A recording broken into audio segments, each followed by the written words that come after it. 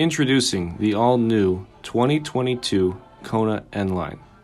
N Line is a sport-inspired segment from Hyundai.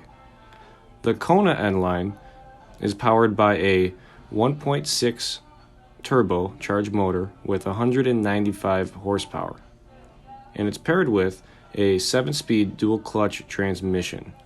Exclusive to the Kona N Line are 18-inch wheels, front and rear fascia, N-line badging, and twin-tip exhaust. Also exclusive to the N-line, on the interior, you'll find sport pedals, sport seats, and red accents.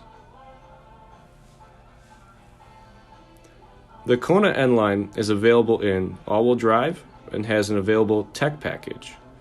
The tech package gives you a power sunroof, Harman Kardon premium audio, 10.25-inch touchscreen navigation system, highway drive assist, smart cruise control with stop and go, electronic parking brake, LED headlights and taillights, and high beam assist.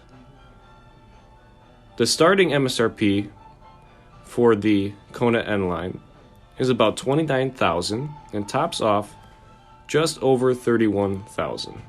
Stop in today to test drive the all-new Kona. Take it.